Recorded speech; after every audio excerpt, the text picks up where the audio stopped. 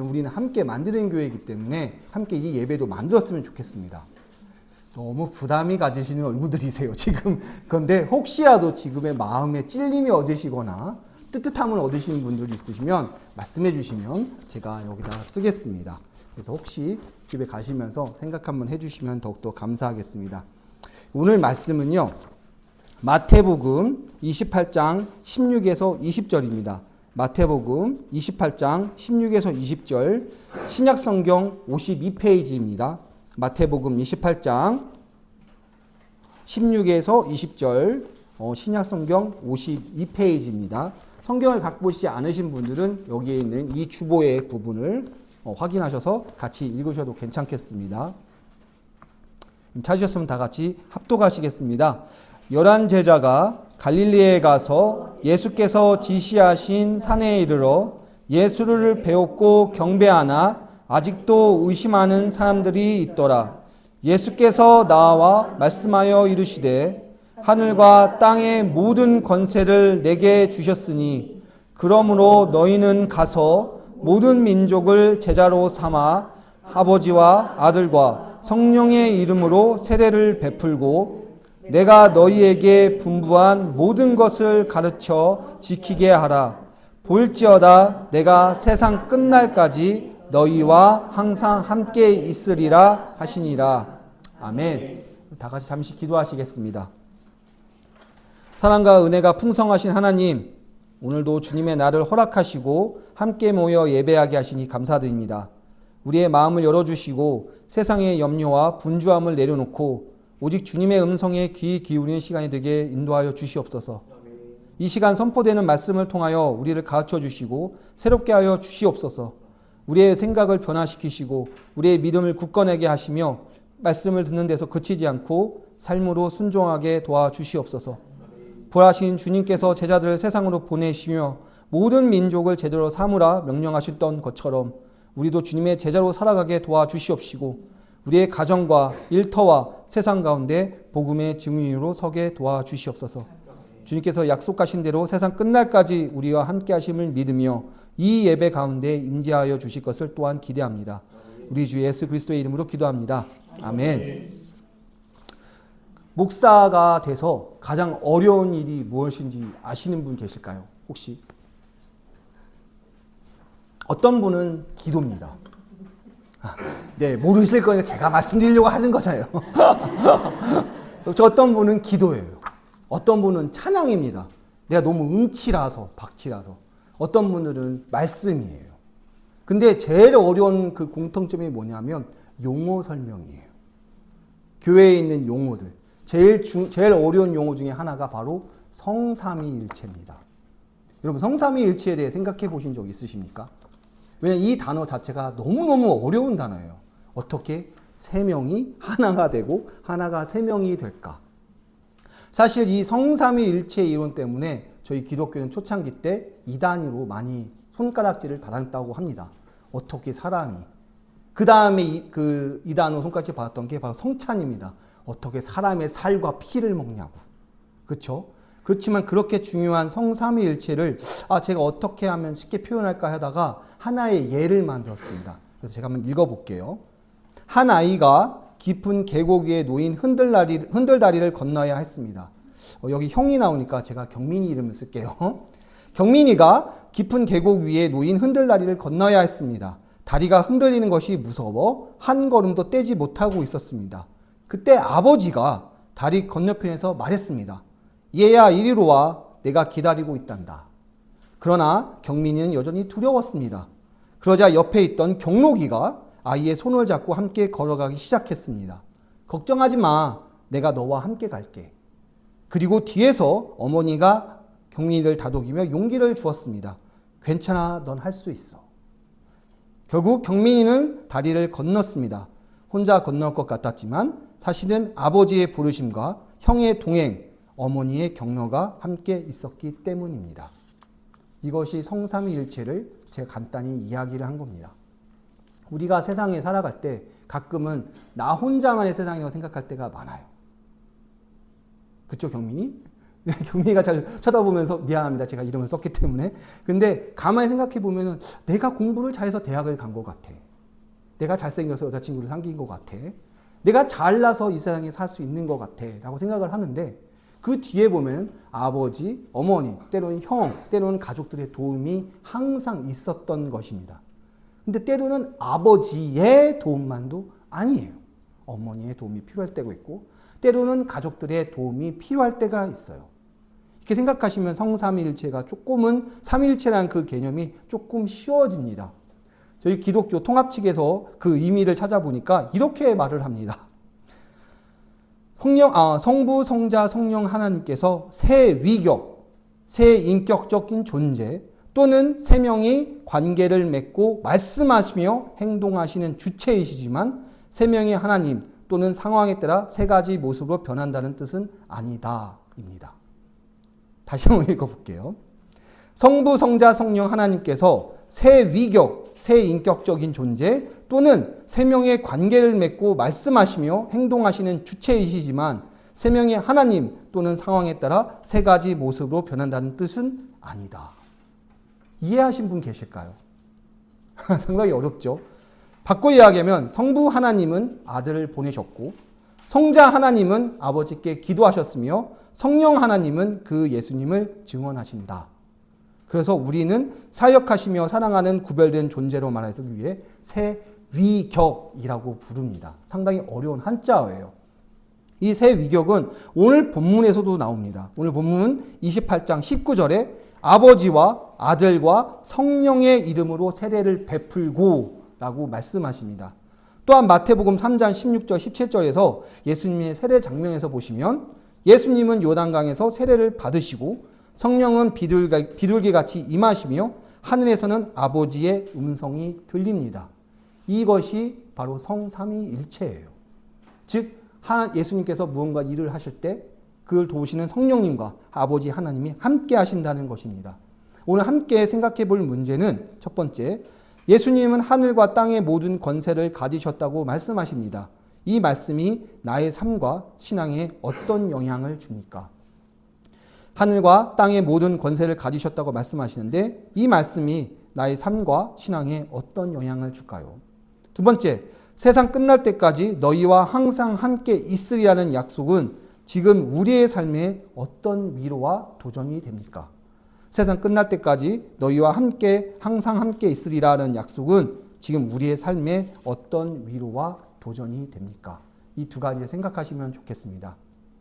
이런 질문 한번 해볼게요. 왜 복음서는 4개일까요? 그런 생각해 본 적 없으십니까?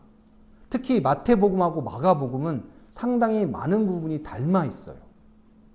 그렇다면 그냥 편하게 복음서 하나를 딱 만들어 놓으면 사람들도 이해하기도 편하고, 그렇죠? 이걸 말씀을 전하는 사람도 편할 텐데 왜 복음서는 4개일까요? 마태, 마가, 누가, 요한. 사실은 복음서는 4개 이상입니다. 도마복음도 있고 베드로 복음도 있고 야고보 복음도 있습니다. 그 카톨릭 성경책을 보시면 도마복음, 베드로 복음, 야고보 복음이 있죠. 근데 그 이유는 초기 기독교는 이 4권을 다 복음서로 받아들이는데 예수님을 경험한 개별 공동체의 신앙 경험과 고백이 중요하다고 여겼습니다. 왜냐하면 하나님께서는 개별적으로 임재하시고 개별적인 공동체로 임재하시기 때문에 그들의 신앙 경험과 고백 또한 중요하다 여기셨습니다. 그래서 마태, 마가, 누가, 요한복음으로 4개의 복음서를 만들었던 겁니다. 근데 오늘 가만히 보시면 마태복음도 그렇고 마가복음도 그렇고 각자의 숨은 사정들이 나와요. 말씀을 가만히 읽어보시면 첫 번째는 마가복음에서는 예수님의 부활 이후의 승천의 이 부분을 조금은 다르게 표현합니다. 그게 마가복음 16장 14에서 18절이에요. 그 후에 11제자가 음식 먹을 때에 예수께서 그들에게 나타나사 그들의 믿음 없는 것과 마음이 완악한 것을 꾸짖으시니 이는 자기가 살아나는 것을 본 자들의 말을 믿지 아니함 일러라. 또 이르시되 너희는 온 천하에 다니며 만민에게 복음을 전파하라. 믿고 세례를 받는 모든 사람은 구원을 얻을 것이요 믿지 않은 사람은 정죄를 받으리라. 그러면서 이렇게 말씀을 하십니다. 여기엔 갈릴리도 안 나오고요. 그렇죠? 그리고 세례를 받은 사람이라고 하나만 나와요. 왜 그러냐면 마가는 이 복음을 언제든지 빨리빨리 사람들한테 이해하려고 시키려고 그 사람의 사명을 갖고 있던 사람이에요. 마가복음을 쓴 이유는 마가가 그 바울과 1차 선교 전쟁에 선교 여행에서 큰 다툼이 있었고 바울에게 뭔가 지도서가 필요하다는 이유로 마가가 마가복음을 쓰게 됩니다. 마가의 마음속에서는 이대로 가면은 이게 기독교가 좀 다른 방향으로 갈 수 있겠구나 라고 하는 마음으로 열심히 자기가 배웠던 여러 가지를 놓고 쓴 복음이 마가복음이에요. 근데 마태복음은 여러분 마가복음과 조금 성향이 다릅니다. 왜냐하면 이 유대인들에게는 가장 중요했던 것이 과연 예수가 니네가 말하는 그 사람이 맞냐였어요. 갸갸갸요 이 말이죠. 다시 한번 말씀드릴까요? 이거 너무 재밌던 농담인데 그냥 넘어갔나요? 갸갸갸냐고. 그 애가 맞냐? 너희가 말한 예수가 정말 그 메시아가 맞냐? 그렇기 때문에 마태복음의 시작은 뭘로 시작을 하나요? 예수님의 족보입니다. 그분이 맞다. 그것을 하기 위해서 계속 마태복음에서는 예수를 그 유대인의 문화에서 그분이 맞다는 것을 계속 반문하며 인정해주며 증거합니다. 그래서 마태복음의 모든 시작과 끝은 예수님으로 초점을 맞추는데 오늘의 제일 중요한 점은 왜 갈릴리냐 그리고 어떻게 세례를 받냐 이야기입니다. 사실 예수의 부활 이후에 마태복음에서는 이 부활의 중요한 사건을 상당히 조금만 이야기합니다. 마태복음 28장 1에서 10절은 마리아와 몇몇 여자가 무덤을 갔다가 예수님을 만난 이야기만 나와요. 그리고 11절에서 15절은 예수의 시체 도난설에 대해 소동이 벌어지는 게 끝이에요. 요한복음하고 누가복음에서는 이 마리아가 기다렸다가 예수님을 만나는 장면도 나오고 또 도마가 나와서 나 못 믿겠다자 내 손에 구멍을 만져보라 라고 말씀까지 하시는 훌륭한 부분들이 나오는데 마태복음은 단지 마리아와 몇몇 여자가 무덤을 갔다가 예수님을 만났더라. 그리고 소동이 벌어지더라. 그 시체가 잃어버렸다고. 그게 끝입니다. 그 이후에 나오는 말씀이 바로 제자들에게 할 일을 분부하시며 승천하세요. 그 이유는 맨 처음에 생각했던 그 17절에 그 이유가 나옵니다. 17절을 잠깐 다시 한번 볼게요. 예수를 배웠고 경배하나 아직도 의심하는 사람들이 있더라. 아직도 의심하는 사람들이 있더라. 여기서 이 사람들이 몇 명이라는 것은 사도 바울이 고린도전서 15장 6절에 말합니다. 부활을 목격한 자가 500여 형제가 된다고 이야기합니다. 근데 여러분 저번 주에 제가 그 성령 강림주의 때 몇 명의 형제가 그 성령을 기다렸다고 하는지 기억하십니까? 여기 분명 바울은 500여 형제가 된다고 말했어요. 여자를 포함하지 않은 숫자입니다. 500여 형제가. 근데 성령 강림 때 성령 강림을 기다렸던 사람들은 120명입니다. 500여 형제가 넘는 사람이 예수를 부활을 받는데도 그들에겐 받아들이기 어려운 문제가 바로 부활이었어요. 그래서 마태복음의 저자인 마태는 이 부분을 어떻게 해야 효율적으로 표현할 수 있을까? 어떻게 하면 이해할 수 있을까라고 생각하다가 갈릴리라는 지방을 이야기를 하게 됩니다. 여러분 갈릴리라는 지방은요. 이스라엘의 제일 북쪽에 있습니다. 그 바로 위에는 시리아가 있죠. 이 갈릴리라는 지방은 너무나 작은 지방이기 때문에 그 동네에 있는 유대인보다 외부인들이 많던 동네였어요. 그곳에 가려고 하면 진짜 우리가 전남 해남처럼 무슨 계획을 잡아야 갈 수 있는 그런 동네입니다. 내가 오늘 심심한데 갈릴리 한번 가볼까? 그런 동네가 아니었어요. 갈릴리를 가려면 백팩에는 뭘 넣고 내가 여기 이런 루트를 가서 이렇게 가야지라는 힘든 험준한 산맥을 지나야 갈 수 있는 곳이 갈릴리 지역이었어요. 근데 그곳을 굳이 이야기한 이유는 아까 저희 사모가 아이들한테 얘기한 것도 있지만 갈릴리 지역은 유대인들의 갖고 있던 그 모든 그동안 자신이 갖고 있었던 그 모든 자부심과 그 모든 경험들을 내려놓고 세상으로 뻗어나와 나가라는 예수님의 지상 명령이기 때문입니다. 왜냐하면 갈릴리라는 동네는 예루살렘보다는 그 옆에 있는 시리아가 가까웠기 때문이에요. 그 시리아를 보면서 예수님께서 이렇게 말씀하십니다. 내가 너희에게 분부한 모든 것을 가르쳐 지키게 하라. 볼지어다 내가 세상 끝날까지 너희와 항상 함께 있으리라 하시며 분부하시며 나가라고 말씀하세요. 즉 11 제자가 가야 할 곳이 예루살렘이 아니라 갈릴리 북부 이방 지방을 말씀하시는 겁니다. 왜냐하면 이 모든 또 하나의 말씀하실 때 예수님께서는 또 지금 18절이죠. 18절에 보시면 이렇게 말씀하십니다. 예수께서 나와 말씀하여 이르시되 하늘과 땅의 모든 권세를 내게 주었으니. 근데 이 하늘과 땅의 모든 권세도 이 당시의 사람들에는 이해할 수 없는 분야예요. 그 당시 하늘은 신의 영역이었습니다. 하늘에선 사람은 태어나고 사람이 죽는다는 게 하늘이었어요. 땅은 그럼 무슨 권세일까요? 왕의 권세예요. 땅을 다스리고 있는 건 왕의 권세입니다. 근데 예수님께서 여기서는 하늘, 신의 권세와 땅의 모든 권세를 너희에게 주었다라고 이야기합니다. 이 말을 들었을 때 모인 자들이 얼마나 혼란스러웠을까요? 예수님은 이 당시 부활하신 이후에 제자들과 늘 같이 계시지 않았어요. 그러니까 때로는 나타나고 때로는 필요할 때 나타오시는 약간 천사와 같은 존재라고 마태복음 25장에서는 이야기를 합니다. 예수님께서는 옛날과 같이 모이시고 같이 먹으시고 같이 잠자시는 존재가 아니라 부활하신 이후에 예수님께서는 필요할 때만 나타나시고 사라지시는 어떻게 보면 신기루와 같은 존재로 이 사람들은 점점 마음이 약해지고 있을 때였어요.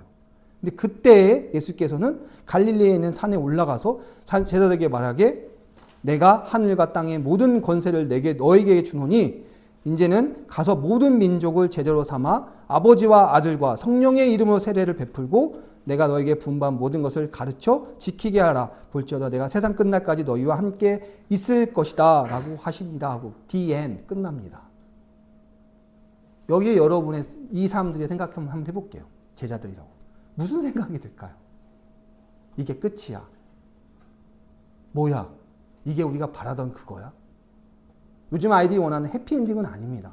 그렇죠? 영화를 딱 보면은 약간 어리석고 이상한 엔딩으로 끝나면 뭔가 영화 본 것 같지도 않고 이게 무슨 내용인지 생각도 잘 안 나고 찜찜하고 네이버에 가면 평점이 5점 밑으로 바닥이 나게 되죠.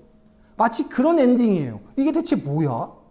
아니 굳것 예수님께서 부활하셔갖고 늘 우리와 함께 계실 줄 알았는데 그것도 아니고 같이 주무시지도 않고 밥도 드시지도 않고 갑자기 이러다가 갑자기 유령과 같은 존재 나오셨다가 갑자기 갈릴리로 오라고 하시더니만 내가 모든 권세를 너에게 주노라 하더니만 뿅 하고 사라지셨어요. 이 사건 이후로 수많은 제자들이 와해가 되고 세상 끝에서 흩어지게 돼요. 흩어지게 됩니다. 그럼 예수님께서는 왜 이렇게 결말을 만드셨을까요? 요즘 전문 용어로는 열린 결말이죠. 왜 이런 열린 결말을 만드셨을까요? 다시 한번 말씀드리지만 너와 함께 있으리라는 이 상황은 정말 이 당시에도 이해할 수 없는 사상이었어요. 너와 함께 있으려고 하면은 같이 밥을 먹고 같이 자고 때로는 같이 교육을 받아야 되는 그런 상황이었던 거죠. 예수님께서 했던 그 3년 동안의 모든 공생에는 늘 함께 같이 있으셨어요. 그거와 똑같다면 너와 함께 있으리라가 마음이 통합니다. 아, 그러셨죠. 늘 함께 있었으니까. 근데 예수님께서 부활하신 이후에 이 40일 동안은 전혀 똑같지 않으셨어요. 그리고서는 예수님께서 승천하시면서 내가 너와 함께 있으리라 하고 사라지셨습니다. 세상은 또한 그런 사실 또한 관심도 없었을 거예요. 그 제자들이 나와갖고 야 너희들 그거 알아? 그 죽었던 예수가 부활했었어. 근데 나에게 모든 권세를 줬단다? 너희가 그걸 믿어? 라고 하면 사람들이 너 미친 거 아니니? 라고 얘기하지 않았을까요? 그걸 내가 어떻게 믿어? 난 관심도 없는데. 그러나 이런 모든 말씀의 마지막에 예수님께서는 다시 한번 이 사람들에게 분부하는데 내가 너에게 분부한 모든 것을 가르쳐 지키게 하라. 볼지어다 내가 세상 끝날까지 너희와 항상 함께 있으리라. 임마누엘이라고 말씀하고 가세요. 임마누엘. 내가 너희와 함께 있으리라. 내가 너희와 함께 있으리라. 내가 너희와 영원히 함께 있으리라. 그 다음에 여러분들 알다시피 보혜사 성령님을 주셔서 함께 하도록 하십니다. 사실 이 성삼위주일은 다른 기념주간과 다르게 가장 나중에 들어온 기념일입니다. 또한 이 기념일을 자기 식대로 풀려고 해서 수많은 이단들이 생겨납니다. 제가 몇 개 예를 들어 드릴게요. 여호와의 증인은 이 성삼위일체에 예수님을 하나님과 동등한 분이 아니라 피조물, 천사장 미가엘로 보며 성령도 인격적 하나님이 아닌 하나님의 능력으로 말합니다. 예수 그리스도 후기 성도교회는 성부, 성자, 성령을 본질적으로 하나가 아닌 별개의 존재로 봅니다. 하나님의 교회 세계복음선교협회는 전통적 삼위일체 교리가 아닌 자신들만의 교리로 풀게 되며, 통일교는 삼위일체 자체를 부정하고, 신천지 예수교 증거 장막 성전은 영어를 사용해서 트리니티한 얘기만 사용하며, 전통 기독교와는 다른 논리로 이것을 이용합니다. 즉 삼위일체라는 이 말, 내가 너희와 항상 함께하리라, 임마누엘 하나님이 놓고 간다는 그 성령이 놓고 간다는 그 말은 어떻게 보면 저희가 어려운 말이고 힘든 말이면서 기독교에게는 정수와 같은 존재예요. 성부, 성자, 성령께서는 하나라는 동일 본질은 단순히 신앙 용어의 단순 해석이 아닌 우리가 드리는 예배가 지금까지도 산 예배라는 증거이기도 해요. 우리가 무릎 꿇고 예배하는 존재가 200년에 죽은 예수 그리스도라는 존재가 아닌 지금도 살아 역사하며 이 세상을 창조하신 창조주인 그분에게 예배할 수 있다는, 우리가 그분을 예배할 수 있다는 놀라운 경험이 이 성삼위일체입니다. 교회력은 우리가 쓰는 이 렉셔널이라고 하죠. 이 교회력은 어떻게 보면 이야기의 달력이에요. 저희 조파도 그렇고 한국에 있는 통합측도 그런데 이 교회력을 따집니다. 교회력이란 그 주에 해야 될 말씀이 부분이 정해져 있는 건데, 이 교회력에서는 맨 처음에 베들레헴의 구유에서 시작하여 골고다의 십자가를 지나고 빈 무덤을 거쳐 오순절의 불길에 이르는 서사를 이야기합니다. 그 서사가 끝난 후가 바로 삼위일체 주일이에요. 왜 성삼위 전에 삼위일체를 하지 않을까요? 왜냐하면 이 모든 이야기가 다 펼쳐진 이후에 교회에선 성부가 성자를 보내시고 성자가 성령을 보내시고 그 성령이 교회를 세우셨기 때문이에요. 이 모든 단어에 관통한 단어가 하나가 있습니다. 하나님이에요. 즉 성삼위일체 주간의 주인은 하나님이세요. 우리가 어떻게 나가서 어떤 이론으로 받기 힘들다고 하면 아까 말했던 우리 경민이 경록의 예처럼 그분이 늘 하나님께서 우리와 함께 하신다는 임마누엘을 생각하시면 좋겠어요. 성삼위일체는 그 임마누엘 하나님이 우리와 함께 하시다. 지금 내가 드리는 이 예배도 그 임마누엘의 하나님이 함께 하시더라. 내가 잠시 기도하는 그 순간에도, 내가 찬양하는 그 순간에도 임마누엘의 하나님이 우리와 함께 하시다. 그것을 기념하는 주간입니다. 2000년 전에 예수님께서는 제자들을 부르시며 이렇게 말씀하셨어요. 자, 보아라.